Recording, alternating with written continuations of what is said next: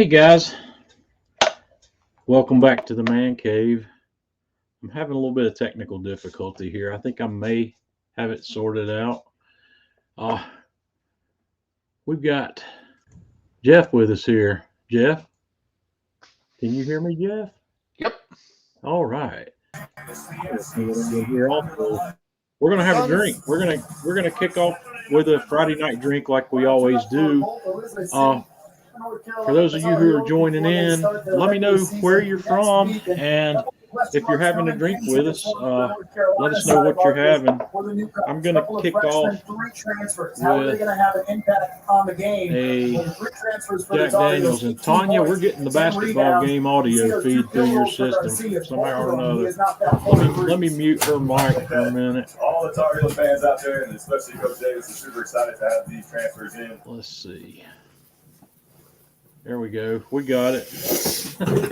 Tanya, I'm lucky to have Tanya with me tonight, guys, because the Carolina Tar Heels are playing basketball right now. So, but yeah, I'm going to kick off with my house whiskey, this Jack Daniels Single Barrel Select. Tanya, what you got going there? You and the cat. Ginger ale. Ginger ale. That Hard works. stuff. Yeah. Specifically the Seagram's kind. I like it. Jeff, what are you tapping tonight? I've got the Kirkland blend, The blend? All right. the whiskey blend this time. Hank's breaking open the Tito's. Cheers. 10-year-old single malt from Russ. Red wine blend from Anthony. Tanya's not having coffee. If you already had coffee, you made coffee earlier, didn't you? No, I didn't. I decided I wanted ginger ale instead. Yeah, we took Tanya's parents out for dinner tonight. We were celebrating a little accomplishment that they made this week. We took them out to dinner, and Tanya and her mom both were talking about they couldn't wait till they got home to have a cup of coffee. So, well, then I had to sort out, this is not on a regular channel. And so I had to sort out, then call mom and coach her through getting it on. And then she couldn't do it. So I had to run down there right quick and get the game on for dad, then get back in time. Husaifa's with us from Southern California. Janice is with us. Guys, glad you could make it. Bush Light with Rich. Yeah. Tanya's got Lily. That's Lily that's there with Tanya. That's Tanya's her human. And there's no denying that. This is my bestie. Yeah. She tolerates me when Tanya's not around. When Tanya's around, she doesn't tolerate me well at all, usually. Every now and then, but Luca's with us in there tonight. Luca, glad you could join us.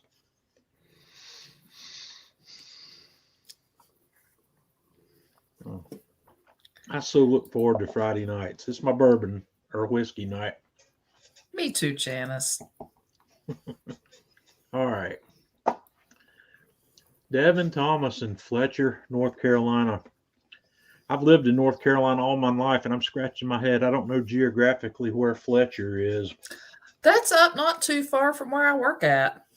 Oh, that's up near Hendersonville? Yeah. It's like between it and Nashville.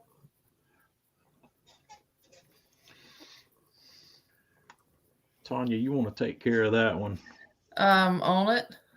Yeah, thanks. We're going to, between Asheville and Hendersonville. Yeah, Devin, my wife works up there at Flat Rock at the community college, and I live in Valdez, which is about 50 miles east of Asheville on Interstate 40, something like that, 52 miles, somewhere along in there. So she's got a nice commute to work back every day. All right, Tanya, I'm going to drop you down, and we're going to bring you back a little bit later. Okay, Brent, glad you could make it.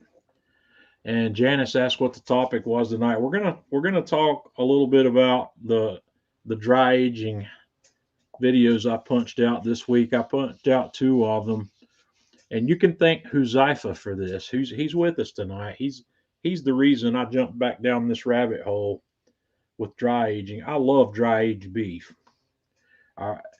It really just doesn't get a whole lot better than that. Levi's going with gin and tonic. Jeff, how's that bark working out? That bark is solid as a rock, buddy. Yeah. I'm still waiting for my train to come into the station. I tell you what, I hope it hurries up and comes so we can start comparing notes, because Yeah. you're going to like that thing. I mean, seriously, So- it's been great. Hot cocoa with peppermint schnapps. There we go. First fire of the year. Yeah, Luca, we got cold up here in the house last night. We haven't actually turned the heat on here until this morning. It got down to 32 or 33 degrees here last night, overnight, and it was still 33 or 34 this morning when we got up, and it was cold in the house. Last night was actually the first night that I've gotten cold in bed overnight. So we turned the heat on to bring the temperature up a little bit upstairs. Ron, glad you could join us. So yeah, the bark pellet smoker from Myron Mix, and Jeff's been giving that thing a work over, and I'm working on getting one. I'm really looking forward to that, because that's going to be, Anthony, glad you could join us. That's going to be, I haven't cooked on one yet, but I've examined it very closely on the showroom floor down at Atlanta Grill Company, and it's by far superior to anything else I've had my hands on, and I've had my hands on 4 other pellet smokers. I started out with a cheap Traeger, one called the Little Texas Elite. Then I went to the Yoder YS 640, and then I went to the Traeger Timberline 850. That's a really good smoker, by the way. I got no complaints whatsoever about that Traeger. None. Really, I got no issues with that. Then we got the Kamado Joe, pellet Joe, but I really, the pellet Joe's in a little bit different league. Wouldn't you agree with that, Jeff? You've got the pellet Yeah. Joe also. Absolutely. It's not in the same world as these others. It's different, and I would call it a Kamado using pellet fuel. Exactly. It's a Kamado that's fired with pellets instead of charcoal. It behaves far more like a Kamado grill than it does a pellet smoker. So I'm not even going to try to get into a comparison. I want to compare that bark with these other pellet smokers that I've had that run the same way. And I'm totally impressed with how well that thing's built, and we'll see how that pans out. So, Like I say, I've done the pork ribs, I've done pork butt, I've done pork country ribs, I've done beef tenderloin, I've done pork tenderloin, I've done chicken, and it has produced everything fantastic. So the next step is it's going to have to be a brisket. Well, I was at Sam's Club yesterday here, and the prime grade briskets, say that 10 times real fast. Prime grade briskets. That's a tongue twister. Yeah, Luca's got the pellet Joe also. It is a beast, but it's different. It's not in the same audience as this one.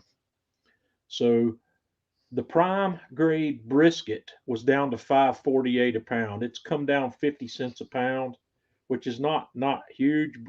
I'm used to paying $3.29 to $3.69 a pound for prime grade brisket, and those briskets, even at $5.50 a pound, the ones they had in the case up there, still over $100. And I find it hard to complain about that, because it's still, even though it's $5.50 a pound for the prime, I didn't look to see what the choice Angus was, but that's still the cheapest beef you can buy. There's no other beef that cheap. And yeah, I'm going to want to do a brisket, and I think one of the things I want to do is see how much meat if I can afford to do this, I want to see how much meat I can put in there and cook at one time. Well, I'd like to take out a loan there, buddy, because I'm telling you, with that 2,400, you can flat put some meat in that thing. I owe Tanya's dad a whole bunch of ribs, and that debt's getting ready to go deeper because All the let's rock see. you're moving, or he's moving. Let me show you a picture here. This showed up at the man cave today. That is, let's see, 8. That's 8,000 pounds of Riverstone. He had to bring it on 2 loads. He would only put 4,000 pounds at a time on his truck. And I've got another, wait a minute, that's 8 pallets, and a pallet's a ton. So that's 16,000 pounds. I don't know how many pounds it is. I think 1 pallet had a ton on it, and that's 8 pallets worth. And we got 2 more pallets coming. So this is my father-in-law is helping me spread this stuff on the bank that we're putting it on, and he's definitely been a huge help in getting that project done. So yeah, I'd like to throw what I want to do whenever I really decide to put that bark to work is I'd like to throw a brisket on there. I'd like to throw a couple butts on there, and then I'd like to throw a couple racks of ribs on it as well, and just, load that thing down. It'll handle it. Say again? It will handle it. Yeah. That thing, I know the grill that I've had with the highest capacity, I think, was the Masterbuilt 1060, and it wouldn't hold as much as this one will. No. Yeah, Janice, you're right. I try to keep him in ribs. I do try to keep ribs in his freezer, and I'm not 100% sure that he doesn't still have some of the last batch I gave him. I'd have to check. But he likes the ribs, and he prefers baby back ribs. So the price on those is a little elevated right now. Also, I think I looked at those, but Jeff and I don't know about Jeff for sure, but I have quit buying my ribs at Sam's Club. I'm buying these extra meaty ribs at Walmart. These extra meaty baby back ribs are off the hook. They are. You turned me on to those. I'll tell you what, those are good. Yeah, Brian's getting ready to visit Atlanta Grill Company next week. Is there any unique I should get while I'm there? Get a bark. Yeah. How much money you gonna? What's your budget, Brian? And I'll get you a shopping list. Man, don't ask me that, because I'll send you home broke. They've got a couple of sales going on right now. The Kamado Joe's. That's another thing that I was actually going to talk about tonight. So let me just do that right now. The Classic 2, the Big Joe 2, the Classic 3, and the Big Joe 3 are all right now coming with a free Joe Tisserie. That's, I guess, either a $199 free gift or a $250 free gift, if I remember those prices correctly, on those 2 new Kamado Joes. And they also have the pellet Joe, or I'm not sorry, the Kettle Joe is on sale from $4.99 to $3.89. That's the best discount I've seen yet on the Kettle Joe. So I don't know. I'm guessing that's, as with any other Atlanta Grill Company sale, that is good while supplies last. When they extinguish their current inventory order on that price is probably going up. I don't know. I can't speak for those guys. I don't know what's going to actually happen there.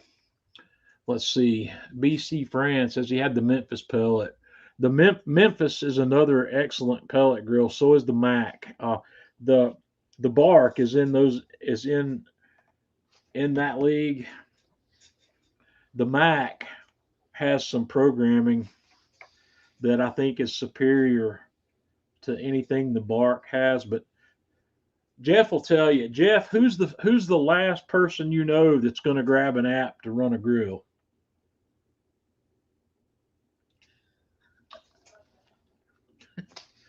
That's me. I'm not gonna run the grill with software unless there's some peculiar reason that I need to do so. Now, that's on a pellet grill. On the Kamado, I run my fireboard. that's a different story. But the pellet grill, it's computer controlled on its own. So Turn the dial, set it, and forget it. yeah, Anthony needs a deal on fuel. I think their big block down there's $20 or $21 a bag. Jeff, what does AGC get for the Kamado Joe lump? I think it's $18.99, but don't quote me. Yeah, check it when you get there because it's not $30 a bag. Last time I checked. Logan, I'm having the Jack Daniel's Single Barrel Select. Devin, if you don't already have the Fireboard, I'd get that before I buy the Kettle Joe. Absolutely. And also, as far as I know, well, you could run the Fireboard on the Kettle Joe, but the Kettle Joe doesn't give you a place to run the probe wire in. You have to run it in under a gasket where you've already got a bad seal. And I don't recommend either that, or you can cut a notch in it, or you can cut your own hole for your probe wire. But the Kettle Joe is horribly configured for running a temp controller. So there's not a good solution for that, in my opinion. That thing, you have to put gaskets on it to get it good, or to get it airtight enough to really work with. I put gaskets on both sides of the slow roller assembly on mine, and I still can't hold low enough temperatures to keep me happy with that. But for cooking at 300 and above, that grill's fine. I don't like it for anything less than that. We're going to cook the best brisket. Yeah, Jeff got a good brisket from it, and I think Smoking Dad James up in Canada said he got a really great brisket on his too. So, best probes for a Timberline. The Timberline's got a built-in meat probe, or does it have two? I don't remember if it's got one or two. I know it's got at least one built-in meat probe. But if you're wanting just my recommendation in general for any kind of temperature probe system is the Fireboard. It's the cream of the crop. Yep. It doesn't get any better than that. Totally agree. Janice, I don't know. Luca might know. Luca? Yeah, they have covers for the kettle. I've got one on mine. Okay, then yeah, they've got one. So, all right. I'm still enjoying this. This thing's starting to the rich caramel. Oh, oops! Look at that. Dadgummit. Oh, man, you didn't spill that now, did you? I slung just a drop of that out here on my keyboard. And you're using paper towel to wipe it up. It's not a paper towel. Wasting all that good juice. It's a bar mop. It's not a paper towel. So, I want you to get into that prime rib you did. That thing looked flipping awesome. Yeah, we're going to talk about that. That's what I want to talk about primarily. I put Brian, I haven't used the Pizza Porta in ages. I've still got it, but I'd really like to vacate the space it's taken up and use it for something else. So the Pizza Porta is okay. I was not a huge fan of it,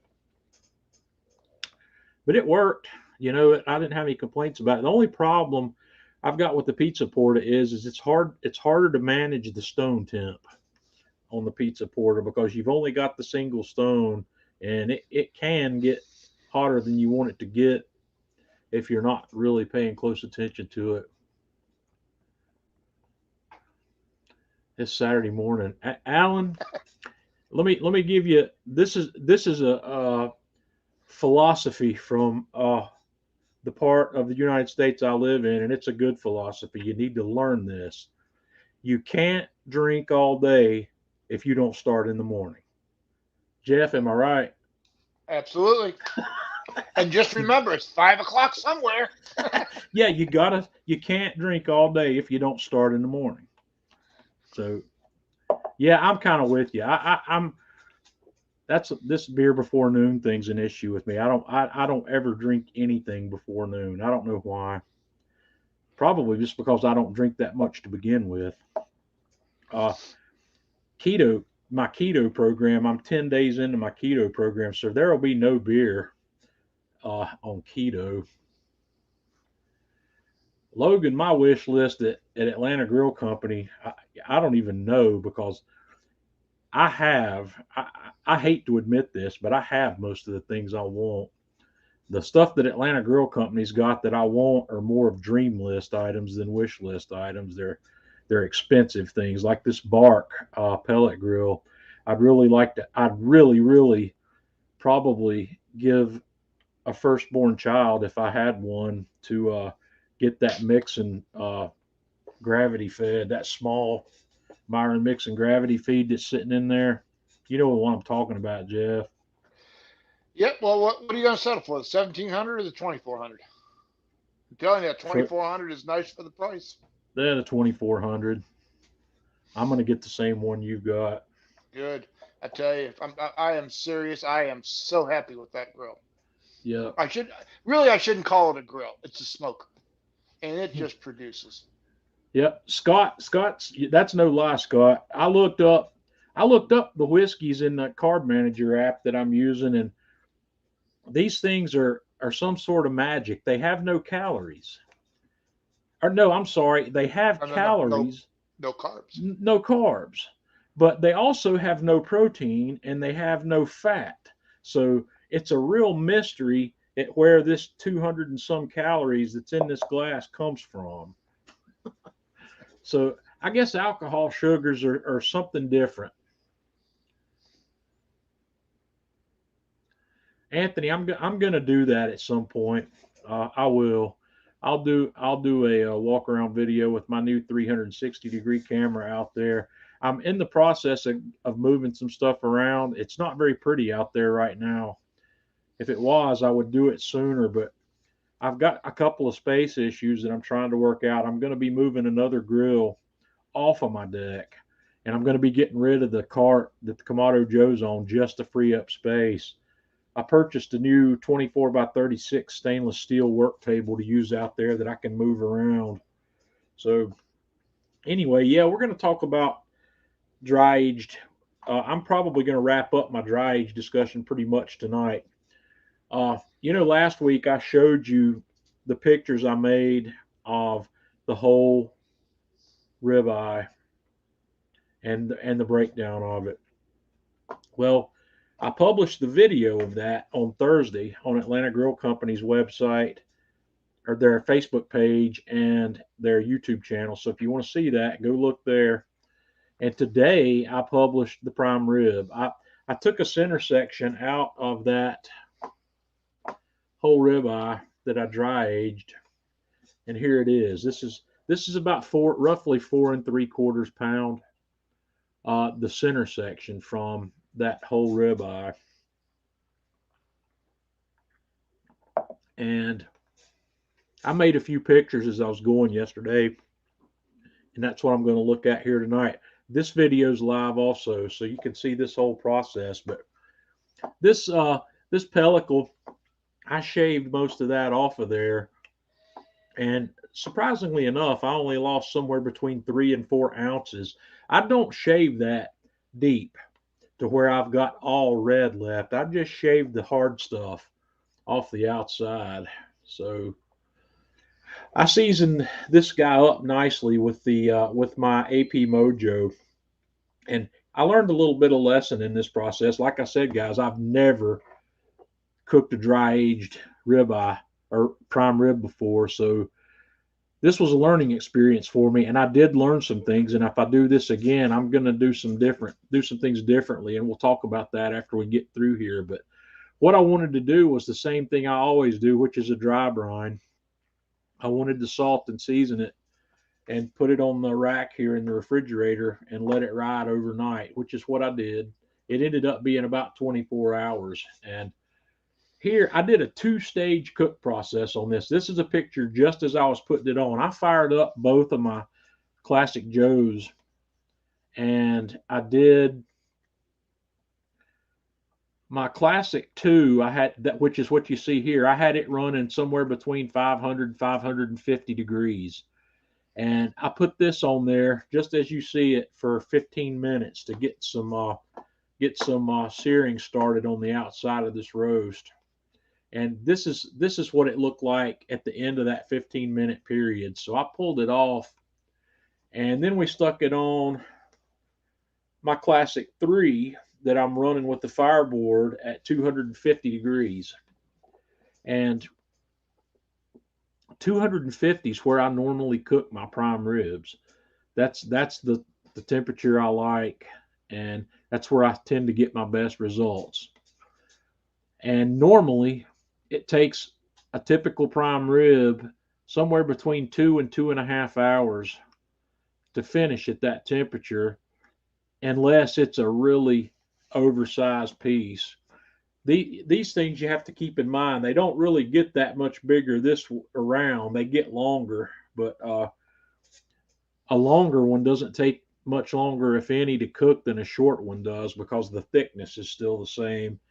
But somebody told me, they said it'll finish quicker, and I didn't know if it would or not, but it probably did. This one stayed on for 1 hour and 45 minutes here. Let me see. I made a little video here, a video look at it. This is about, I don't know, 1 hour and 20 or 1 hour and 30 minutes in. Just having a peek at it.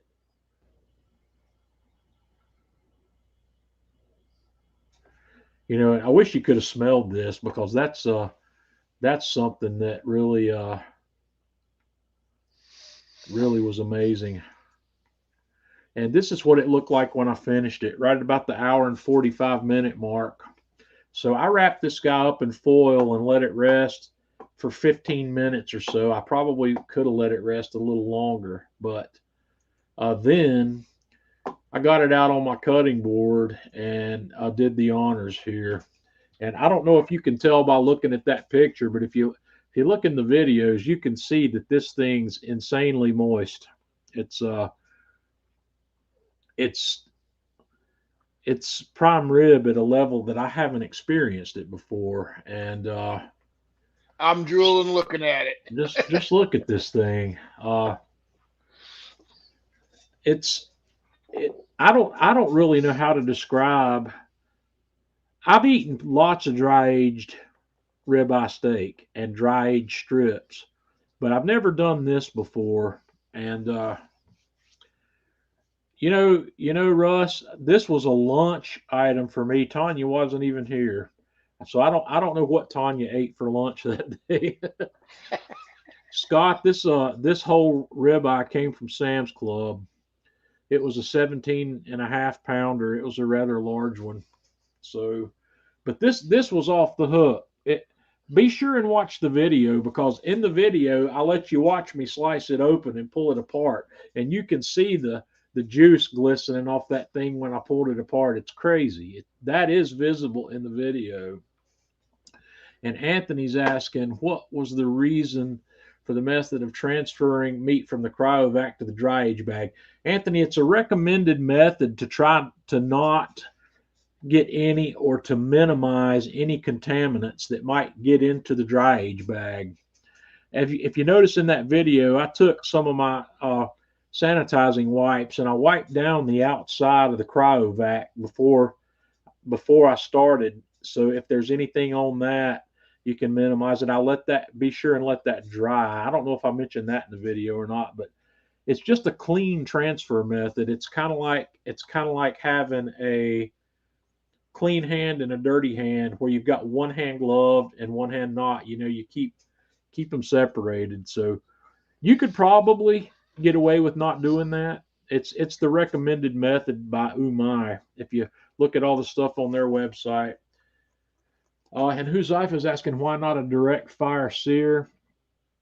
The reason I don't do direct fire sear, first of all, this is a two-part answer. Number one, most of the time when I cook prime rib, I don't worry about a sear at all. I've only recently started playing with the with the sear on a prime rib, and I think I'm probably going to abandon that and go back to the low and slow only.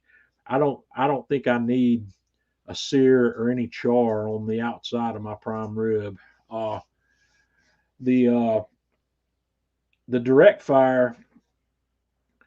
One of the things you can see if you look at this picture right here, and I feel that this is definitely a result of the 500-degree part of the cook. Out here in my cap and my spinalis, it's a little more done, and that's happening because of that higher heat, and I'd rather not do that. This is something I keep saying over and over again. I have a hard time getting people to buy into this idea, but to me, the meat is the most important thing. Bark and sear is secondary. If the meat's not going to be good, then it doesn't matter how good your bark or your sear is. So sometimes I will sacrifice bark and sear to make sure everything inside of that's good. And this one, that don't get me wrong, that rib cap or that spinalis there was crazy. It tastes great. You wouldn't know if you didn't see it. You wouldn't know that it wasn't medium rare because it tasted and it was just as tender and flavorful as you would expect it to be. Uh, Eric, the flavor difference between dry aged. Now, there's a difference. Dry aged produces something totally different than wet aging. Wet aging is not enhancing the flavor of the beef; it's only enhancing tenderness. But this process, all right, it concentrates the beef flavor. That's what I was going to ask you. How much more beef flavor do you think this thing had versus the standard rib roast? I don't know, Jeff. It's hard to quantify. The only way you can really experience what the difference is, I think, is to taste them side by side. Taste one that's not dry aged and taste one that is dry aged that are cooked and seasoned the same way. It's a richer beef flavor than you're used to. That thing looks beautiful.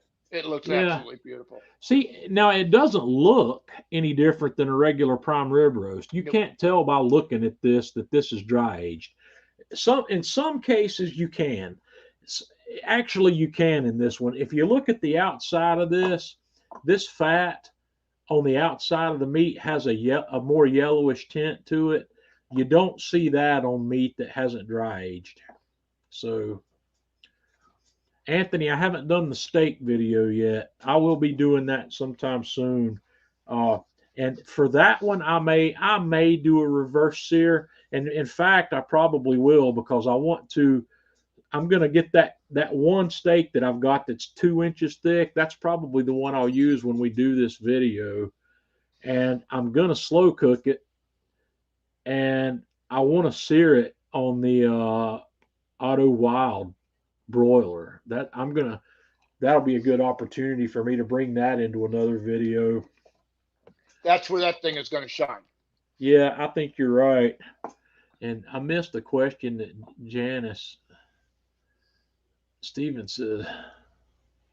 Stevens agreeing with me about prime rib needing a sear. So yeah, it's I don't think it does, but everybody wants to do it. The problem, if you watch people who are doing a reverse sear on a prime rib, a lot of times what I don't tell them directly, but I end up seeing what's a reverse char and not a reverse sear. Yep. And too much char, I think, is a bad thing on this. Anthony, those bags are a special membrane that allows moisture out and oxygen in, which will not happen with a typical vacuum seal bag. So, yeah, I'm aware of that, Scott, but you can't that kind of heat you can't get out of a Kamado grill effectively. You just can't. The broiler that I just talked about a minute ago will do that. That's why Auto Wild, yep. Yeah, that thing produces 1,500 degree heat up near the broiler, and when you've got meat, when you're doing a reverse sear, when you're going to sear that meat that's already cooked, it only takes a few seconds. Well, I expect that when I throw this dry aged ribeye steak up under that broiler, that it's going to be less than 30 seconds worth, maybe even 15 at that point. We'll just have to see. So, Jeff, what says you? I says that is a masterpiece. That is a work of art. I'm drooling over it. I just want to know why I wasn't invited to come up there and have lunch with you. Well, I don't know. Maybe when we decide to cook for the people, whenever we get around to cooking for the people at Atlanta Grill Company, why don't we do them a prime rib? Because it wouldn't take, that's something we could go down there and cook in the morning and have it ready Yeah, for that them at won't take long at lunchtime. all. Yep. We could have 2 grills running, and we could throw baked potatoes on one, and we could make them a meal, and it wouldn't be that expensive to feed that whole crew if we fed them prime rib. Nope, not at all. We've been talking about that, but COVID's gotten in the way of that. So that's this is where I am with the dry age. I think I told you last week that the people from Steak Locker had contacted me and said that my steak locker's sitting on a boat that's docked off the port of Long Beach. I don't know when that's coming yet. I'm not real worried about it. When I hear from them again, I'll be surprised. and I'll be happy that it's coming. I'm really looking forward to playing with that. That's one of those things where patience has to be a virtue. Just what I need to do now is explain to Tanya that I need 2 of them, and I've got a valid reason for getting 2 of them. She's listening in the background, John. I know she is. The thing about having 2 of them means I could be dry aging beef all the time in one of them and doing charcuterie in another one, because the humidity and temperature parameters are different for the 2 processes. You can't do them. You can't hang your charcuterie in one while you're dry aging a ribeye. You got to be doing one process or the other to do it correctly. So, but this umai process, guys, I love it for what it is. It's inexpensive, and it's an easy way for you to do that at home, and I highly recommend everybody giving that a try. I've hopefully made it approachable for you in these last 2 videos that I've made and shown you kind of what you can get out of it. And your only extra expense for dry aging is the cost of those bags. And that 3-pack of bags that I bought that was big enough to do the 3 whole ribeyes was $22 or something like that, and a little bit more for dropping it in the mail. That's not bad. No, it's not. So, okay, that's. you look, if you went to like Whole Foods and bought that thing, already dry aged, you would spend far more than that. Well, first of all, dry aged beef is not cheap, and it's not cheap to make it at home either. It's especially not cheap right now since the price of beef's way up. And I keep meaning, there's a grocery store in the town down the road that sells dry aged, and I keep meaning to stop in there and see what it is per pound now, because several years ago, the last time I looked at it, it was the ribeyes were $30 a pound, and I'm expecting they're a lot more than that right now. But how much weight did you totally lose off that doing that dry age on the whole section of ribeye? The dry age process, the moisture loss was it started out at 17 and a half and it finished at 14. I lost 3.5 pounds. I think I calculated it down, and it was somewhere in the 17 to 18%, which is in line with everything else I've done. What I don't have the numbers for is how much I'm going to lose to trimming, but I'm not going to lose that much to trimming. Like I said, I lost maybe 4 ounces on that whole segment there. That segment would have worked out to 3 1/2-inch steaks. And so based on that, it was a thing of beauty. It was a thing of beauty. Yeah, based on that, I'm going to lose 1 ounce per steak on trimming, because I don't trim mine till I'm ready to cook it. I just leave that on there till it's ready to cook. Anthony, you don't want to do that. Everything I've read says you don't want to season the meat before you dry age it.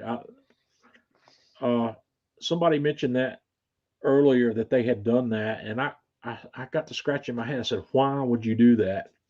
And I went back to my literature that I have on dry aging, and everything I've ever read says do not do that. I don't know what the impact would be, is why I went back and looked at it. There's enzymatic reactions going on inside this meat during the dry aging process, and I have a feeling that the elevating the salt content inside that meat during that time would probably interfere with that enzymatic reaction. And that enzymatic reaction that's going on inside the meat is what creates this umami that's not present in regular beef. That some people want to call it funk. Some people will refer to it as nutty. And the longer you go in dry aging, sometimes people will call it, some people say it gets like a blue cheese flavor. And the longer you go, the higher the funk level you get. So I have a feeling, I really do believe that the salt will interfere with that. I'm not sure why or even if that's true, but I really do believe. Janice, I use that Shun fillet boning knife and just shave it thinly. I go less than 1/8 of an inch into that when I'm shaving it. It did look like you had a whole bunch to remove off of that one. Yeah. Thomas, I do vacuum seal and freeze it afterwards. You can freeze dry aged beef. You certainly can, and that's what I do. I cannot smell it in my refrigerator. I think the Umai dry bag is better at containing the odor. There is an odor, and you can smell that odor when you open the bag. And that's something you should smell, because that's something it's a good smell. It's not, I won't call that a bad odor. Some people say that it smells a little funky in the beginning during the dry age, and I'm going to get to experience that more when I get the steak locker, because the steak locker won't have the bags, but the steak locker has a UV light filter in it. It's circulating the air inside the refrigerator and exposing that air to UV light. So that may be an odor control measure as well. Well, it's just killing any bacteria you got in the refrigerator. Yeah, but the odor, when I built my first dry aging refrigerator, I could smell it a little bit, but it was more so in the first 2 weeks than afterwards. And I didn't really smell anything, and I wouldn't call it a bad smell. But if you're thinking about building your own dry aging refrigerator and creating your own temperature and humidity control for it, I would recommend putting it, if you can have a refrigerator in the garage, I would do it out there, especially refrigerators benefit from, or it's going to be a little more energy efficient if it's outside in the colder weather anyway. But yeah, I don't know. Brandon, I wouldn't know. I don't know the answer to that question because I've never had Wagyu beef. I'm not going to buy it. American Wagyu is not real Wagyu, and the Japanese Wagyu and Australian Wagyu that you see that's so beautiful, I haven't convinced myself that I'm willing to spend that kind of money on beef flavored tallow. So, yep. I don't know.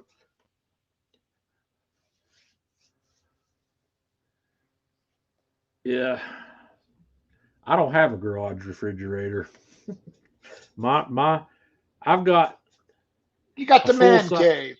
I've got a full size refrigerator. In reality here, I've got a full size refrigerator over here. Right over here, I've got a drink cooler, which is a smaller refrigerator that I use. That's my brining fridge. That thing is perfect to throw a 5-gallon bucket in if something I want to brine. And yes, those bags are one-time use. And I've got a dorm fridge over here behind me that's not even plugged in because I'm not using it right now.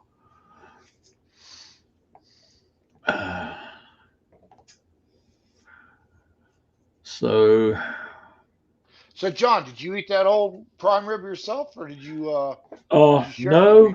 what I did, this, let me go back here. Let me bring this picture back to life.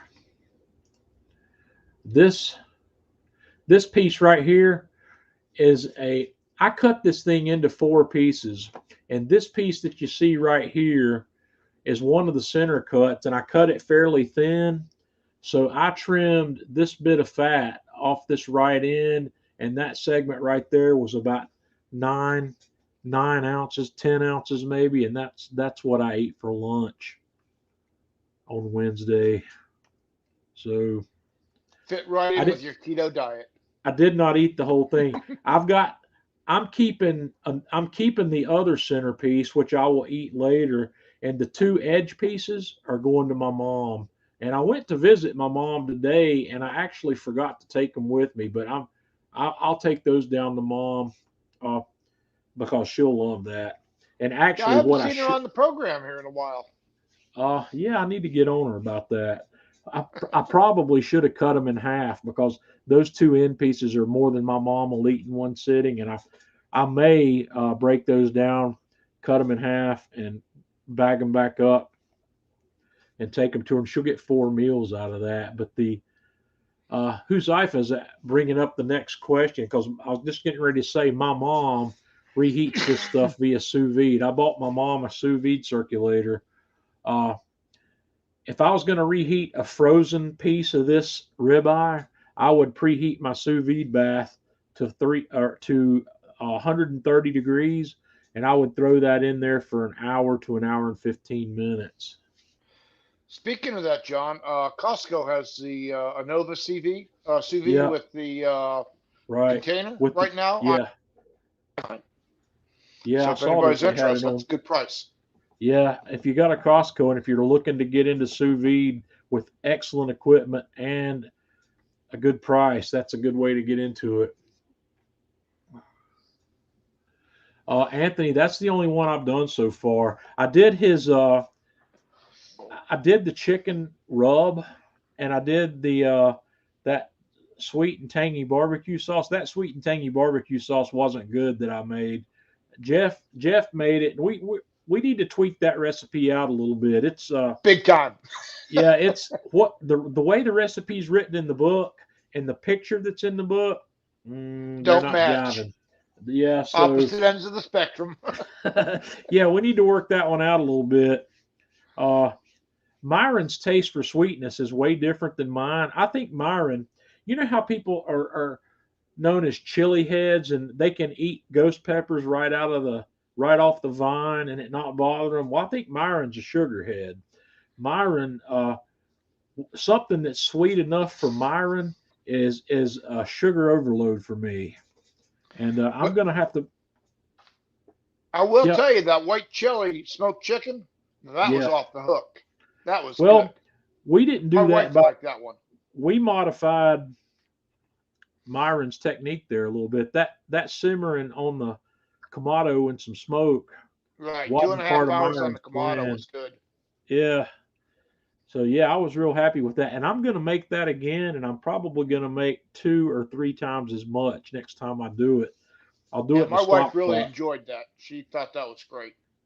Yeah, that was really good. I had that for dinner at work both nights last weekend. So, of course, we cheated. We served it over yellow rice. Yellow rice. Yeah, it was good. So you put a keto recipe on top of rice? Yeah. Well, I guess that's I put the disclaimer on there for those of you who don't want to do keto. Throw it over yellow rice. That was good. Yep, Anthony, you could do that too. Let me back up just a moment and tell you what I'd do differently if I was going to do this prime rib over again. The lesson I learned here is that the dry aged beef does not dry brine like you would expect that it would. So that being the case, when I do my steak, I'm going to do it differently. I'm going to do it the same way I would do this if I had it to do over again. I'm going to salt it, just salt, and I'm going to put it in a vacuum seal bag with 1 or 2 tablespoons of Worcestershire sauce where some brining can actually take place. I don't think there was enough moisture. The moisture reduction in this beef didn't allow the dry brine to behave as it normally would. So I'm going to add a little bit of moisture back to the process and see how that pans out with the steak when I get ready to do it. You don't want to put your Worcestershire sauce on before you put your salt on? Well, you could, but That's what I would do. I'd put it you on know, there before and then dry, and then I could vacuum it. smear the either way. I would just have to make sure I pressed around the bag to make sure that all surfaces of the meat get coated. Yep. But yeah, I could do that, or I could make a little slurry. I could mix the salt and Worcestershire sauce and then just That would spread it work on. too. But there needs to be a little moisture in there to help get that brine started. And Worcestershire sauce would be an excellent way to do that because Worcestershire sauce is its own umami. It's not like adding water back because Worcestershire sauce is not just water. So it's Either a Worcestershire flavor. sauce or Magi, either one. Yeah, I've got some of that too, but I'm going to experiment with it for sure. And dry aging is going to keep on going. I think the next time the first thing I'm going to do when I get the steak locker is a strip roast rather than another prime rib because I'm still feeling the pain of buying that prime rib. I was a little concerned when you threw the dry on there to do the dry rub. I was going, what? You've already sucked out all the moisture. Yeah. So well, some of that got in. To put it back in. Yeah, some of that got in, but after 24 hours, when I was looking at what I had there, I could still see some salt crystals on the surface, and you would never see that on one that you had dry brined. Some of the salt did not dissolve. Janice's steak locker is a dedicated dry aging system. It's a piece of equipment I ordered some months back, and I'm waiting for it to show up. Basically, Janice, it's a refrigerator that you can control the humidity in. And the temperature. Yeah, humidity and temperature. Yeah. Get it right where you want it to be. Anthony, you could do soy sauce, I guess. Soy sauce and Worcestershire sauce aren't that far apart. I don't know. Soy sauce gets its umami from soy, obviously. And Worcestershire sauce, don't tell anybody I told you this, but it gets its umami from anchovies. So don't ever feed Worcestershire sauce to a vegan. So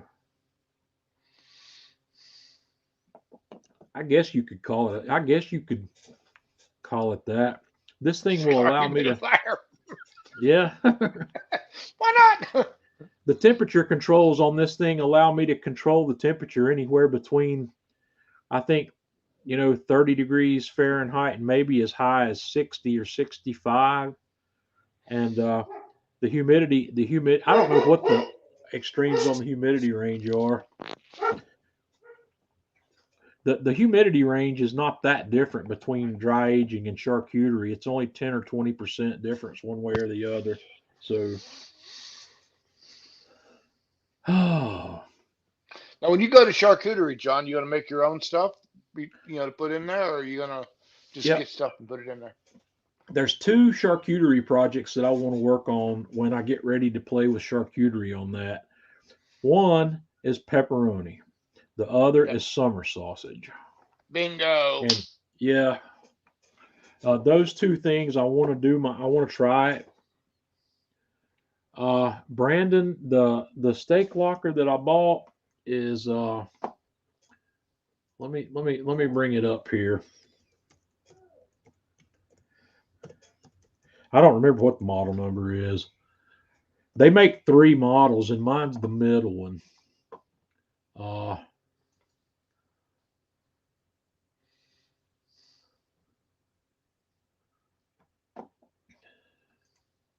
It's this guy, and this website doesn't do justice to these. I did a live stream I did several weeks back, right after I bought this thing. I assembled a bunch of pictures showing all the detail on this, but that's the one I bought.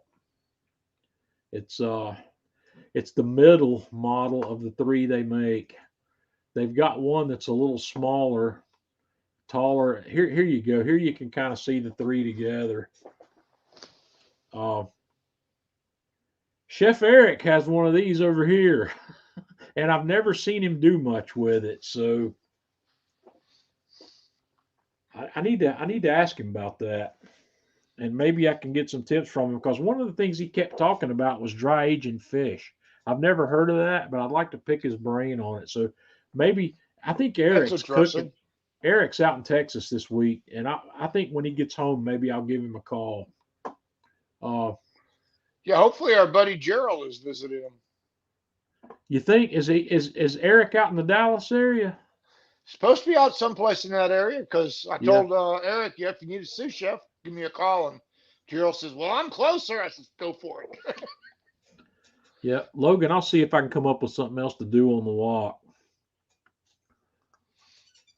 I'll see what I can come up with. So, let's see.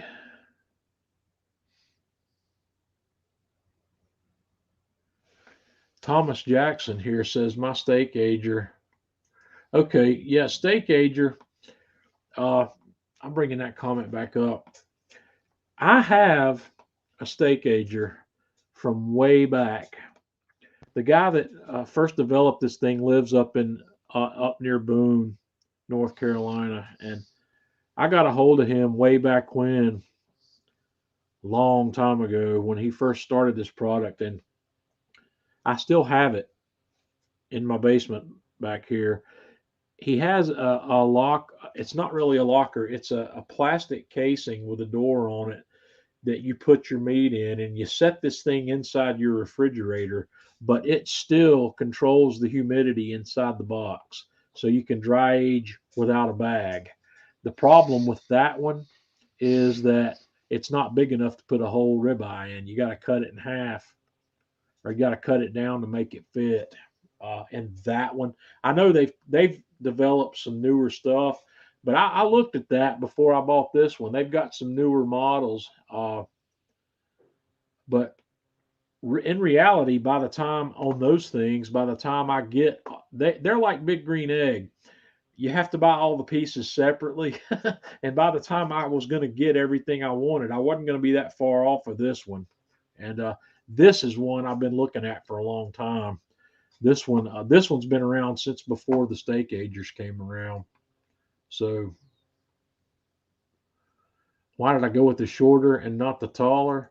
Well, you see here, you didn't have unlimited funds. Well, yeah, because here this one's $1,700, and this one over here is $4,500. My wife doesn't complain about the money I spend on stuff like that, but she might have had something to say about that. No, Janice, you don't use the bags. The bags are only for using in your home refrigerator. That's part of the point. The other point, some people are going to argue with you that the bag is not a true dry aging process, but from my experience, I've done 7 or 8 dry agings in bags. I've been happy with them. And I'll be able to speak more educated, more intelligently about differences after I do some dry aging in the steak locker. So that's where we are. Yeah, Larry said they're expensive. They are. There's no cheap way to do that. Well, I take that back. There are, if you're willing to do it, you could take a regular refrigerator and convert it into this. You can buy the controls you need to run a refrigerator at whatever temp you want to run it at.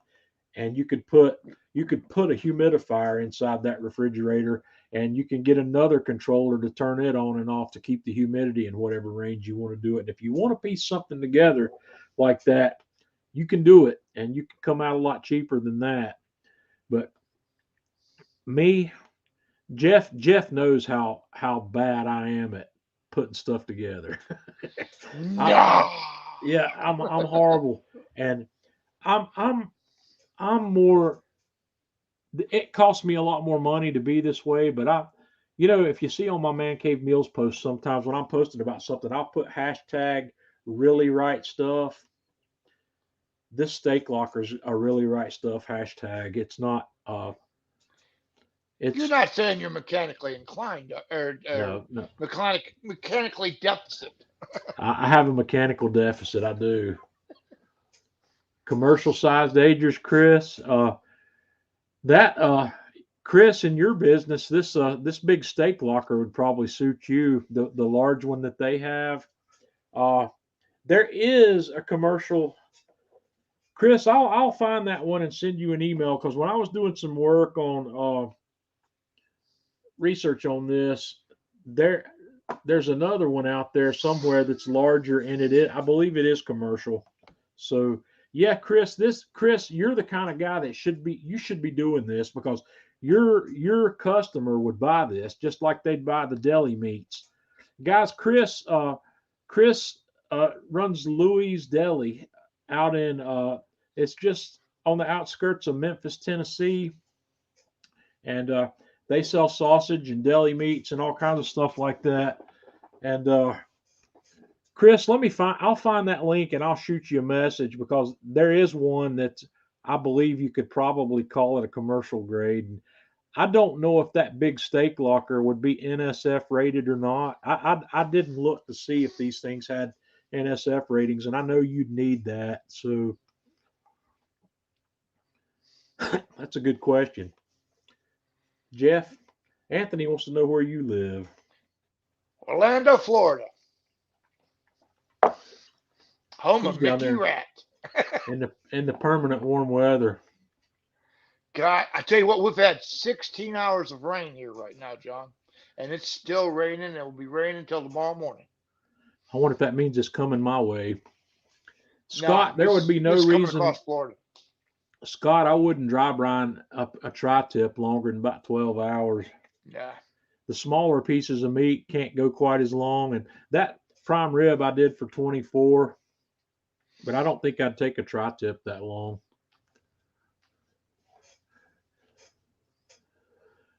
Yeah, Chris, that big steak locker is big enough for that, but I'll find that one. I can't remember what the name brand of it is right off the top of my head, but I know I've seen videos about it on YouTube. Jason likes his Classic 3. Yeah. That's a beast, buddy. Yeah, the Classic 3 is the Ferrari of Kamado grills. Absolutely. Yeah. It really is. That's my favorite. John, I told you I'm thinking about selling my Big Joe too. Well, that takes a lot, because that's the original Big Joe there, buddy. Well, you're not going to have size envy after you do that, are you? I don't think so, because that bark, I got 2,400 square inches. Well, I've been without Big Joe now for a long time. Since I got rid of my Big Joe. I got rid of my Big Joe 2. I gave it to a friend of mine before the Big Joe 3s came out, because I said I'm gonna give him that one, because I'm gonna need a place to put the Big Joe 3. And then I just decided not to bring the Big Joe 3 in here. I just don't cook on a grill that big, or not for that. I tell you, that the Classic 3 has enough cooking space, and I mean, let's face it, I'm a little grill rich right now.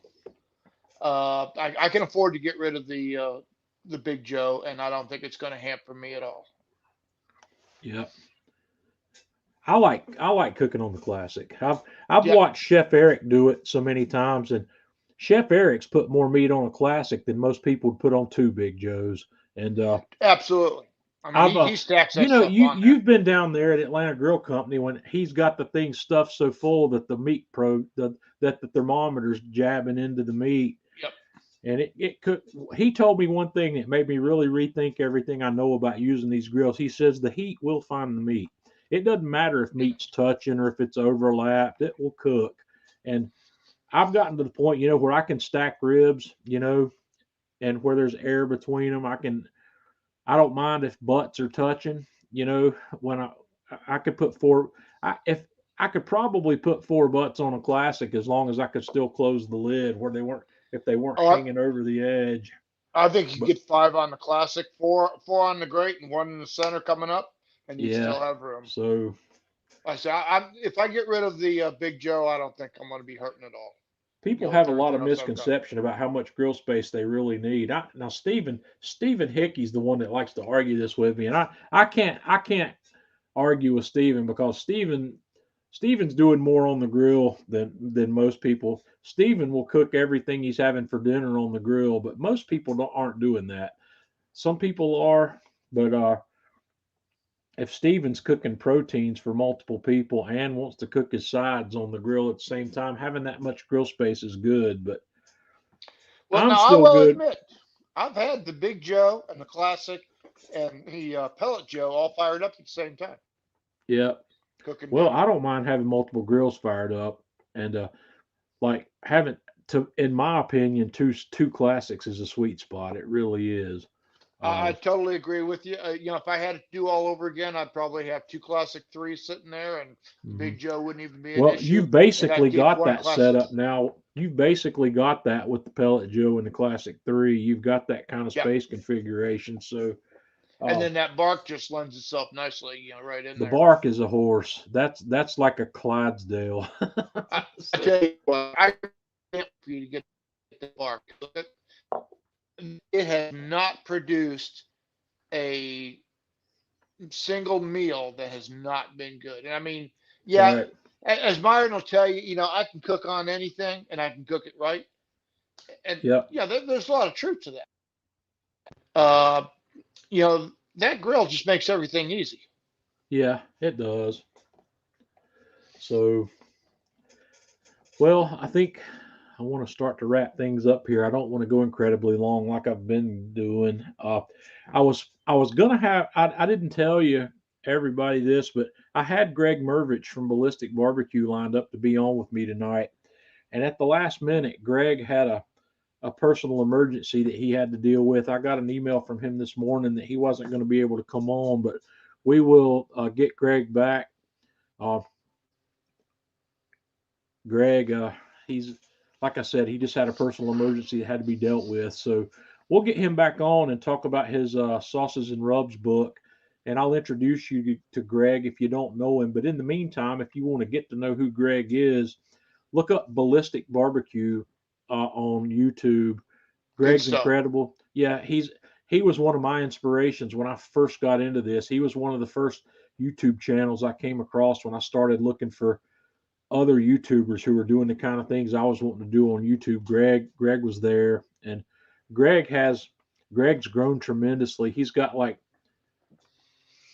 I think Greg's up over 300,000 subscribers now. He's got a huge following, and he's out in San Diego, and I was fortunate enough to get to meet Greg when I went out to Southern California to go to Harry Sue's barbecue school. So Greg and I and a couple other YouTubers that live out in that area went to dinner one night. Had a blast. It was really great. So that's where we're going to wrap up tonight, I think. Let me bring Tanya back in here. Tanya. Yes. Is the ball game over? It is. Did the Tar Heels win? They did. I mean, they were playing like a junior college, right? No, they were actually playing a real college, John. A real college. It wasn't a D3 school? I don't know what division they're in, to be honest with you. But it's just an exhibition game. Was it triple digits? The real thing's Tuesday night. Huh? Was it a triple digit to 50 win? No. Did Carolina put their cheerleaders in at the end of the game? They put in Blue Steel. Blue Steel. Blue Steel is what they call the bench. That's the Tar Heels bench. And all right, guys, Tanya's the world's largest Carolina Tar Heels fan, so you got to get to know that about her. And on Friday nights when we do this, if the Tar Heels are playing, we may or may not have Tanya. And I apologize for being slow with some of the comments because I was actually watching basketball. Especially But you did a great job multitasking. A great job. When conference play starts in January, if the Tar Heels are on Friday night, we may or may not have Tanya. So December, my sweet. December. Remember, the rule is now you have to have at least one ACC game in before January. Well, that's true. So you know. But yes, it is time for my religious season. Oh, I will be available between now and March. Tanya, these guys want to know if I can get this $4,500 steak locker. Well, it's your money. Well, I was going to see, can I get some of your money out of the safe? No. No. I have to buy. Is that a hard no or a soft no, Tanya? No, that's a very firm no. I need to buy that Deep racer vehicle I saw from Amazon. I saw that, but so that I can program my own. I mean, I took the class online where I could program my own self-driving car, but it was online and it was an online car. And now Amazon's got this little car that's like a real little car. It's like this big that I can program and play with myself. So I need to spend money on that. Yeah, but that's chump change. That's chump change compared to this. So, I love my Subaru. Pearl is doing great. She's got she's got over 27,000 miles on her, and we're not even to the first year. Go every day. I understand that. So, I mean, I got 13,000 on mine in 3 months. Next year though will be more mileage. I don't know. It might not be. We'll see. Anyway. I may be getting number 6 here. Jeff, you need to give up on Subaru. Hey, they just bought back the other one, buddy. Subaru don't like you. They don't. But they bought back number 5. We're going on number 6. Oh Lordy. Well, number 6 will be in on the 25th. Another Outback. No, Outback Wilderness this time. I'm getting the white Wilderness. I'm not familiar with the Wilderness package. That's nice. It's jacked up 1.5 inches. It's pretty cool. It's more of an aggressive off-road vehicle. Yeah. Right, oh my God, Brian! I am so jealous. I love Roy and I loved Dean. And here's the thing. So I grew up with Dean, so I was comfortable. And then when Roy took over, I was just sitting there, Gut took over first. And I was like, okay, so it's like, your favorite uncle's coaching. And so then we had Matt in there for a little while. And he was very stylish. About, very stylish. But then Roy comes back, and I've got lots of confidence in Roy. But there are times at the end of the game that I would give anything to look down at the end of the bench and see Dean still sitting there. And I'm pretty sure I'm going to feel the same way about Hubert, even though I love Hubert. Well, Hubert's going to have to perform first, right? All these other coaches have done well. Let's just admit it, Tanya. You're a diehard fan. Yes. I do have a copy of the Carolina Tar Heel trivia. My parents bought the last one that was available in the state for me when I was a kid, and I still have it. And so I love me some Carolina basketball. You know what I say? God bless barbecue. 5-pack attack. Well, John and I are in a mixed marriage. I mean, but I'm just thankful that he is not a Duke fan. I just don't think I can. Are you saying your house divided? We are house divided. I'm not all in on anybody. Tanya's all in. Tanya's an all-in fan. She's all in for the Tar Heels. I am a fan of all the North Carolina ACC schools, including Duke. And I will pull for any of them against any other team. And I might pull for Duke again after Coach K leaves. Yeah, well, all righty.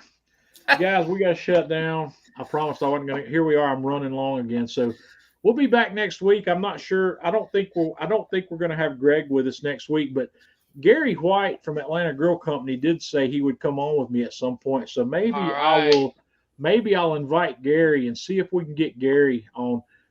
The time change here could possibly interfere with getting Gary on, because Gary goes to bed early, because Gary gets up at like 4 o'clock in the morning. So I need to talk to Gary about that. And if I can't get Gary on, I'll do a video interview with Gary, and then we'll run it as a separate thing. I've got the ability to do that with this live streaming software now. I can record a session and then play it back.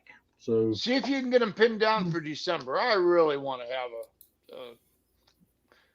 a grill on December. well, we'll have to. I'll talk to him, because, like I said, at this point in the game, I would be worried that I wouldn't be able to get time off if I asked for it now. So anyway, guys, have a good week. Thanks for hanging out with me. If you've got suggestions, comments, or recommendations or requests for live stream stuff, let me know what they are. Leave it here in the comments. I'm always open to suggestions. I'm constantly looking for things to talk about, things to show you, products to show you. I'm often willing to buy things just for the purpose of learning how great they are and then sharing those with you. So yes, please, y'all do that, because I've been threatening to come on and talk barbecue with John, and that would be really boring. Tanya knows more. Tanya knows more than she realizes about barbecue. She's never brewed a drop of beer in her life, but she knows the process. So I sure could make some beer if I needed to. Guys, y'all have a good week, and we will catch you next time around.